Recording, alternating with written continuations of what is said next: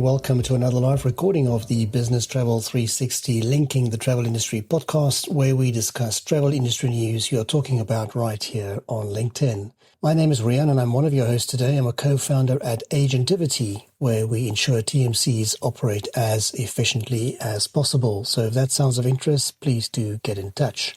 As usual, I'm joined by Ash and Anne to help me discuss our list of stories with you. Over to you, Anne. Welcome, everyone. I'm Anne. I'm an independent consultant with LeapShift and happy to help you with anything related to distribution, such as offer and order and airline retailing, etc. Over to you, Ash.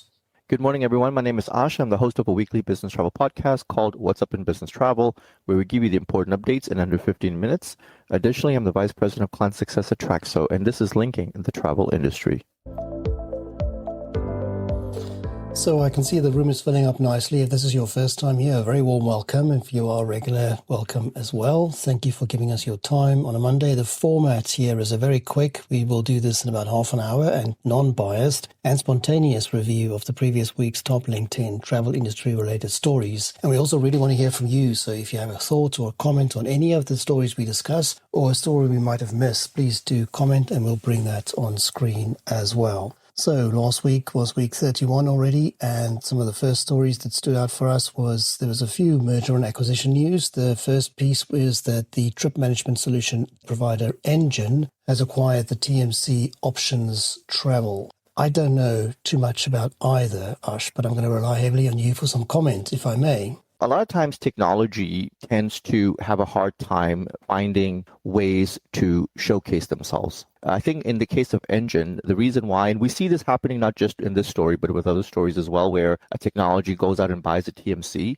the technology needs a vehicle by which it can showcase its product and services to corporate customers. Why are these TMCs being bought by technology companies? It's for that reason. Buying Options Travel is definitely a good move for them, where they can showcase their product better. And of course, Options Travel comes with a few customers that they can then say, hey, let me show you what Engine can do. We saw the same thing happening with Direct Travel, right? Why did Direct Travel get bought by the entire Steve Singh group of companies? So that they can showcase Spot Nana through the TMC models.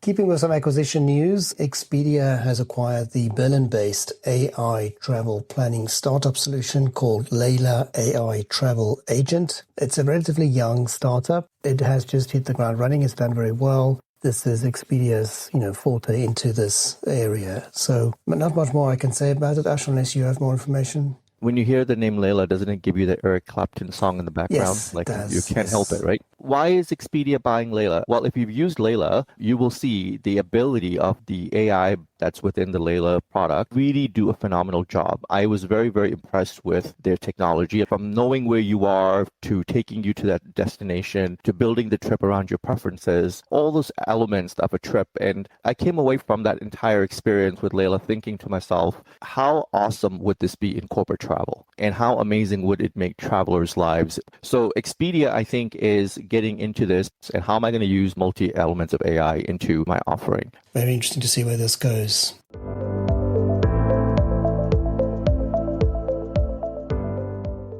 Sticking with financials, there's been interesting financial results released by Amadeus. In their recent release, they have acknowledged that their second quarter air bookings have dropped by 7.6%. This definitely has come as a slight surprise to them because as a result, they have actually adjusted their forecast, their interim forecast, and they've cited challenges with geopolitical unrest in the Middle East, etc. as one of the factors. So they have produced a revised outlook. Now, we can talk about this and it looks depressing and it's bad, blah, blah, blah, but let's just put things into context. Their total financials are still pretty strong because for the first half of the year, Amadeus reported a total group revenue of 3.3 billion with a B euros, which was up 2.3% year on year, and a total profit of 700 million euros. So this slight dip in their results is not going to cause any panic for any of them. It will be, business as usual quite soon, I'm quite sure. So that's just my take on it. And I don't know whether you have anything else you want to add or different views on that. I don't understand how it can come as a surprise. I mean, they are very quite Middle East heavy. this would be the natural result from, I assume, Qatar, Etihad, the bigger airlines of the region. And then, of course, the airlines who have cancelled various routes because of the geopolitical situation. So, like I said, I don't understand how it's a surprise, but they have an incredibly strong result. We know that. They make a lot more money than the airlines of the world. And, as you say, it was fairly predictable. But then again, if you've recently been on a flight, there's not a spare seat on any flight anywhere, right? So it's just shifted elsewhere. I just want to turn to the audience for a brief minute and say thank you so much for giving us your time on a Monday. We appreciate it. We've got a few more stories to cover. The purpose here of linking the travel industry is to connect as many of us as possible. So if you want to comment and tell us where you're listening from, we'll get your name on screen, and hopefully you'll get a few connection requests as well.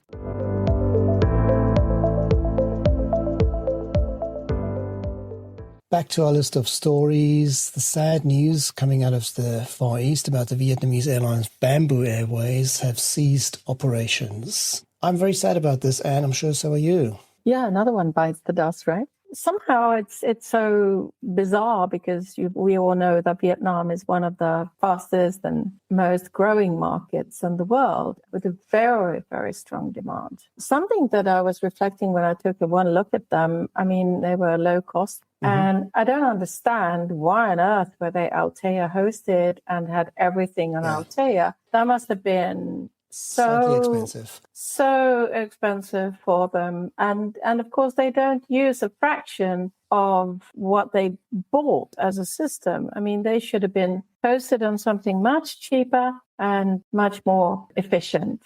I'm keen to hear what Ash makes of that name. You have a company with new planes, new products, new everything. So why does it fail? Because the name is called Bamboo.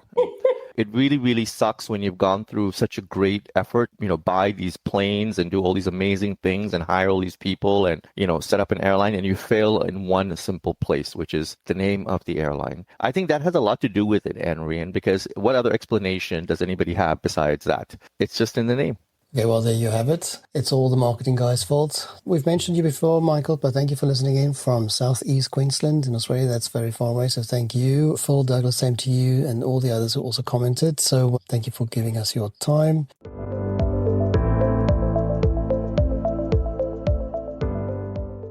Another story is the appointment of an ex-Ethiopian Airlines executive, and I'm going to try and pronounce his name. I've got it in front of me, Tewolde Gebrumariam. He's ex-Ethiopian, and he's been appointed as the new CEO at Air India. Interesting note, in Ethiopian naming conventions, his surname is pronounced Gebrumariam. That's actually his father's first name, and you would technically address him as Mr. Tewolde, just out of interest, but which actually is a blessing, because that surname is a tongue twister, I have to admit. He's been in the running for this role for a bit, and it was speculated for a while that he might get this job, but still it caught a few people by surprise. This is very interesting news, and ideally some of that Ethiopian Air magic can be rubbed off here on Air India, right? Absolutely. This is an airline CEO that I have a very strong admiration for. He's done a great job, hasn't he? There seems to be nobody who says anything against him in any way, and he's really taken Ethiopian on an amazing journey. Like we talked about last week, how well they are doing. It is incredibly profitable, an airline doing very well. So, and Air India need it, right? So hopefully you can take them on a journey.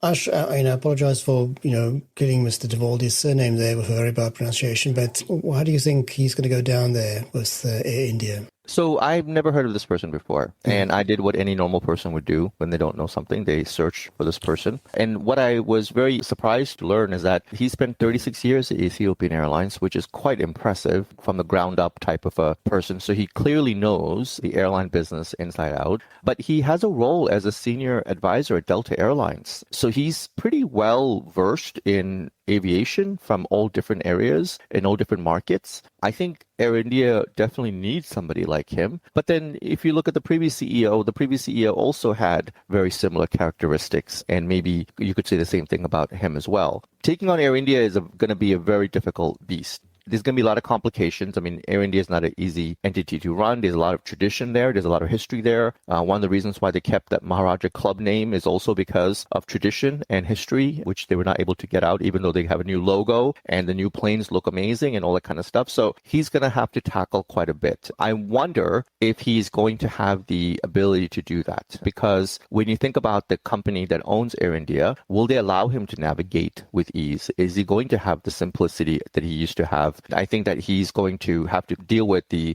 strength of Indigo. They're doing much, much better than Air India has done for a long time. How is he going to compete in that landscape? But if they give him 10 years, I think he'll be successful. I think it's a very clever hire. From a cultural standpoint, I think it's an incredibly clever hire. But doesn't it speak volumes that Air India is not able to hire somebody from within and build its own person to the top? Like why is it that they need people from the outside every time to come in to fix Air India? You know, that speaks volumes about the culture within Air India. There's definitely a problem there, right? Because you're not building anybody from the inside. So where is the Air India guy that's been there for 36 years? No, you're right. It does speak volumes. Yeah, you're right.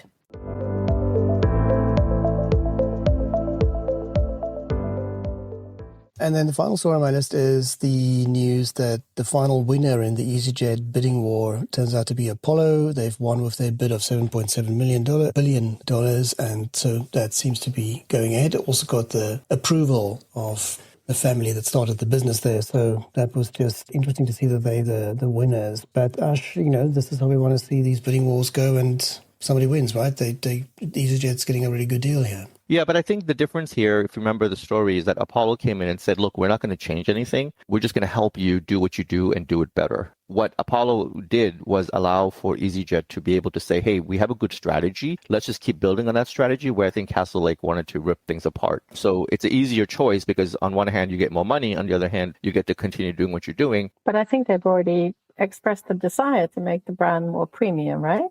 And they've also made some statement I saw about, you know, connectivity of being a connecting airline to other airlines. And I mean, we've spoken about this. We've talked about how EasyJet would be a perfect feeder. I think there's somebody behind this bid. I think it is paving the road for someone.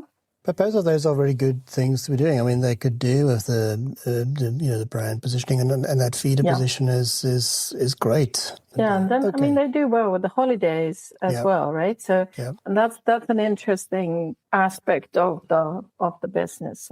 But there are things they can do better, much better. Okay, cool. So I do think that's a wrap for this week. A short week of stories, but that's the time of the year. That's what it is. So thank you for everybody who took part today and listening. We had a nice full room. We do this weekly, as Ash will remind us.